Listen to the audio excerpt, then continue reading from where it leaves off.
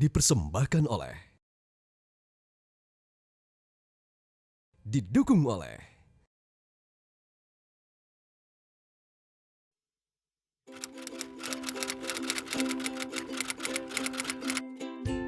kemunculan Sandiaga Uno merupakan challenge sendiri bagi petahana. Jangan sampai status quo itu menjadi sesuatu yang berlanjut-lanjut, harus ada challenge gitu kan. Dari sisi cewek sih ya, kita good looking, terus wibawanya ada, terus gimana ya, kalem gitu kan. Jujur aku mungkin jarang lihat ya kalau dia ngomong bikin speech atau apa ngomong di umum, cuman sih yang so far kayaknya sih image-nya cukup baik. Menurut saya juga seorang businessman itu nggak cocok untuk bermain di dunia politik. Kenal. Tahu. Iya, Tahu ya. Good looking lah ya untuk jadi gubernur. Iya ganteng. Aku belum tahu visi misinya dia apa. Nggak tahu. Nggak baca. Jarang baca.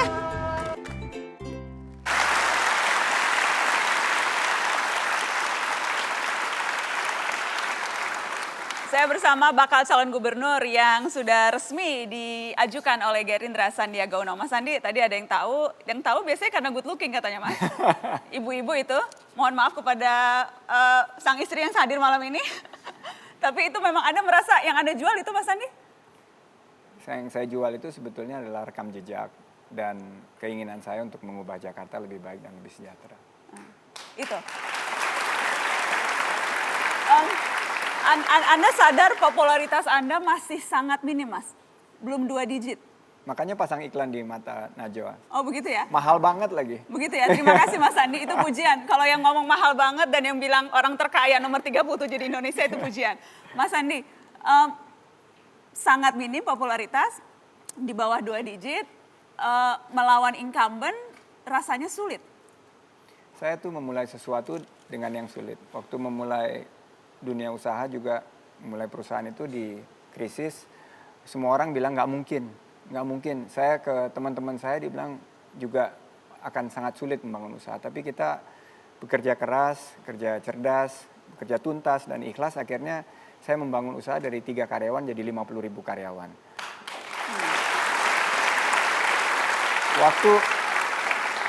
Waktu memulai proses ini saya bilang sama Pak Prabowo, Pak, rasanya bukan saya deh. Dia bilang kaji dulu. Begitu kita lakukan focus group discussion, survei beberapa kali, isu utama dari warga Jakarta yang keluar adalah lapangan pekerjaan dan harga bahan-bahan pokok, khususnya harga bahan pangan. Pak Prabowo bilang, tuh kan benar kalau 2 masalahnya ini kamu punya jawabannya. Karena kamu dari dunia usaha dan bisa menyelesaikan. Nah itu akhirnya saya... Jadi itu yang sekarang Anda bawa, platform Anda itu? Iya, lapangan pekerjaan, peningkatan kesejahteraan, pengurangan dari kesenjangan karena kesenjangan ini semakin mengkhawatirkan. Dan waktu saya memulai 8 kandidat, nggak ada yang menganggap saya Mbak Nana. Semua saya ngerasa lah kalau lagi ada konferensi pers, saya taruhnya di pojok. Kalau politisi-politisi di sini nggak akan ada yang mau ketemu saya. Siapa sih Sandi? Akhirnya cuma mungkin pemanis aja gitu. Tapi saya tekun. Ini waktu di awal di Partai Gerindra nih? Iya di awal dari 8, saya tekun terus menyapa warga. Padahal wakil ketua Dewan Pembina ya? Iya. Tetap nggak dianggap ya? Tetap nggak dianggap. Karena ya siapa saya di politik? Ayah saya ini kan karyawan, ibu guru. Kami betul-betul dari keluarga profesional. Saya nih menjadi entrepreneur kecelakaan. Sekarang masuk ke politik. Nah saya lihat waktu beberapa kali kunjungan ke warga sampai siapa ya ini nggak ada yang kenal gitu. Terus ada Sempat ada yang nyangka Anda Ahok ya katanya? Ada yang nyangka saya gubernur Basuki, ada juga yang nggak tahu mau jemput saya di depan, belum ngelihat saya udah lewat, dia nggak kenalin gitu. Terus saya bilang, Bapak nunggu siapa? Oh, ini nunggu calon gubernur gitu. Terus ada yang kenal saya gitu, dia ngeliat, oh ini dia nih orangnya nih. Terus temennya bilang siapa coba namanya siapa? Ini nih Pak Sanjono katanya. Gak ada yang kenal dulu, awalnya gak ada yang kenal, tapi ya itulah perjuangan. Kok pede Mas mau ngalahin Ahok yang sangat terkenal? Saya percaya bahwa dengan komitmen saya untuk mencoba menyapa warga Jakarta, menawarkan solusi, Dan saya lihat juga angkanya semakin hari semakin terlihat bahwa warga Jakarta ingin memilih gubernur baru. Dari mana tuh angka itu? Saya melihat angka nggak pernah ada elektabilitas beliau yang tentu yang internal yang kami punya yang nggak pernah kami publis di level di atas 50%. Buat saya itu suatu modal. Nomor 2, bahwa walaupun ada progres, tapi 52,5% data kami terakhir menyatakan bahwa mereka ingin pembangunan Jakarta yang lebih baik lagi ke depan. Kalau Khususnya di bidang data-data, lapangan. kalau survei-survei yang lain menyebutnya incumbent masih sangat tinggi, paling tinggi. Kita akan bisa ada survei-survei juga menunjukkan itu. Kami memakai survei internal dan saya selalu tracking tiap bulan. Dan tentunya saya berbasis data. Kita ini big data analytic. Kita lakukan kajian-kajian terhadap data dan tren bahwa elektabilitas dari Pak Gubernur terus menurun menunjukkan apa yang kita prediksi 6 bulan yang lalu. Menurut Anda Ahok memang tidak piawai menjadi gubernur? Saya diajarin sama ibu saya, kalau nggak ada sesuatu yang positif yang disampaikan lebih baik diam. Artinya semuanya negatif tentang Ahok? Banyak yang positif, kita harus lakukan apa yang positif, kita katakan baik, harus dikatakan baik. Kalau yang kurang baik ya kita perbaiki. Dan kalau Anda mau maju menggantikan Ahok tentunya merasa lebih baik dibanding Ahok dong? Saya lebih baik dari 2 kategori utama yang diinginkan warga Jakarta. 1, penciptaan lapangan kerja. Saya punya track record menciptakan lapangan kerja. Menjaga harga kebutuhan bahan pokok. Sementara Ahok tidak punya? Waktu kemarin Ramadan, harga bahan pokok khususnya daging melambung tinggi sampai 120-140 ribu. Kalau saya diberikan kepercayaan, saya bisa pastikan pasokan dari bahan pokok di Jakarta, dan saya tidak akan lempar tanggung jawabnya itu ke pemerintah pusat. Saya akan lakukan, karena warga Jakarta itu melihat pemimpinnya itu gubernur. Oke. Yang kedua apa Mas? Tadi Anda katakan ada 2 hal yang Anda lebih baik dari gubernur. Yang kedua? 1, penciptaan lapangan pekerjaan. Nomor 2 adalah menjaga stabilitas harga bahan-bahan pokok. Oke. Kalau dari karakter kepemimpinan, gaya, dan sebagainya, Anda juga lebih baik? Itu nanti biar warga yang menilai. Tapi saya punya pendekatan yang berbeda secara fundamental. Yaitu? Saya ini membangun tim. Saya percaya karena saya suka sports, saya suka olahraga, bahwa semua yang kita lakukan adalah teamwork. Kalau kesuksesan saya adalah kesuksesan tim. Tapi kalau ada kesalahan, itu kesalahan saya sebagai pemimpin. Oke. Apa itu maksudnya Mas? Itu perbedaan. Perbedaannya? Jadi, perbedaan. Sementara gubernur sekarang solo player menurut Anda? Saya nggak mau berkomentar seperti itu, tapi ini adalah yang saya diajarkan selama saya membina usaha dari mentor-mentor saya, bahwa kalau misalnya ada pujian, kita harus berikan pujian kepada orang di depan umum. Tapi kalau ada kesalahan, kita harus mengingatkan dia di dalam ruang yang tertutup. Ketika Harus kemudian berdua. Anda dalam berbagai kampanye selalu menyebutkan kampanye santun, teduh, itu memang kualitas pribadi yang ingin Anda tonjolkan? Saya ingin, Sandiaga itu santun, teduh. Saya Anda ingin ingin- mengkontraskan dengan gubernur sekarang yang meletup-letup begitu? saya memang aslinya saya seperti ini. Bukan karena di ibu saya di sini ya, tapi saya aslinya seperti ini, bahwa saya tidak meletup-letup, saya ingin kedepankan demokrasi sejuk. Saya percaya kalau kita gunakan demokrasi ini dengan baik, mestinya demokrasi ini ajang silaturahim. Ajang bagaimana supaya kita jangan terpecah belah. Itu yang Anda temukan sekarang tidak ada di Jakarta?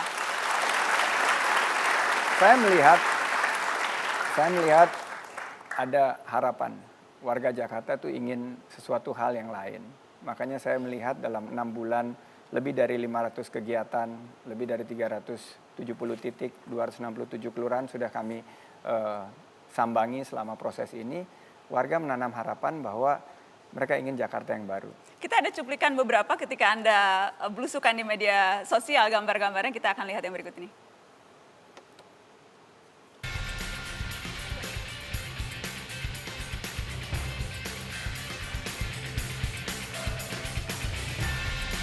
Yang media sosial dong.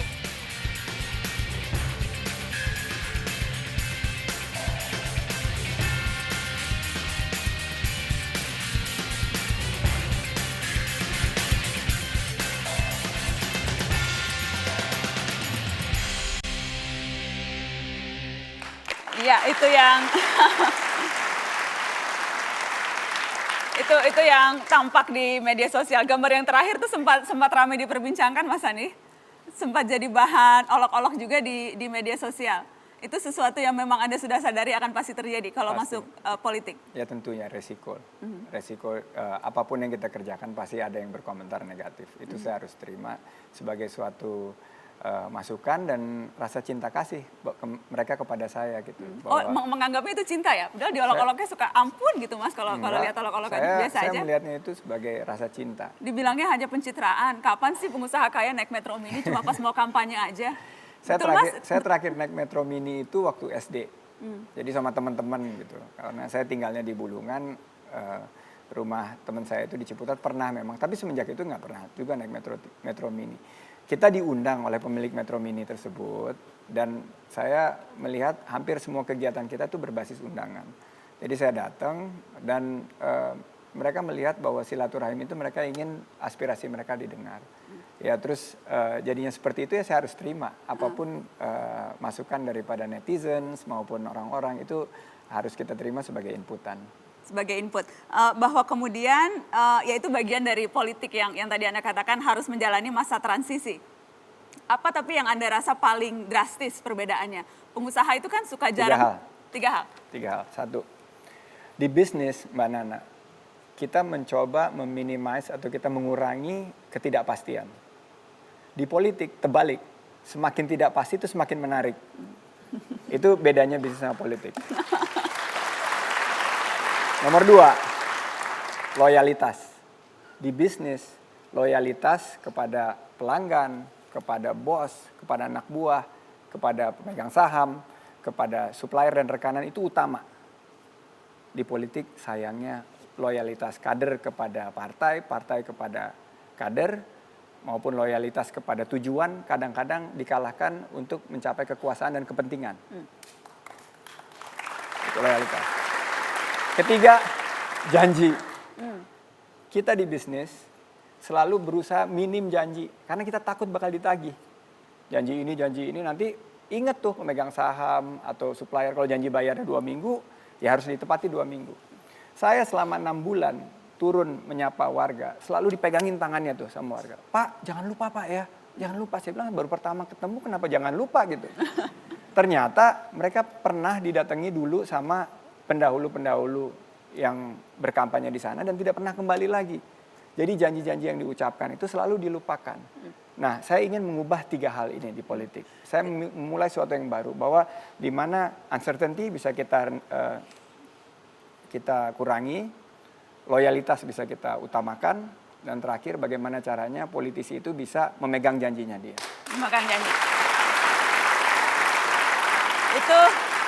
Itu niatan yang tulus, tapi kalau melihat rekam jejak masih sangat minim di politik, kok rasanya ini juga janji ya Mas? Saya berusaha. Udah jadi politisi nih sekarang suka berjanji. Kayaknya yang tadi janji juga deh. Kalau janji untuk menepati 3 ini ya pasti akan saya coba jalankan karena ini yang sekarang menjadi ini baru tahun pertama saya di politik. Jadi mungkin 5 tahun lagi Mbak Nana ngundang kita review apakah 3 hal ini bisa saya lakukan. Dalam 5 tahun ya. Dalam 5 tahun. Kami akan kembali masih dengan Sandiaga Uno dan juga ada petinggi parpol lainnya setelah pariwara. Tetaplah di Mata Najwa.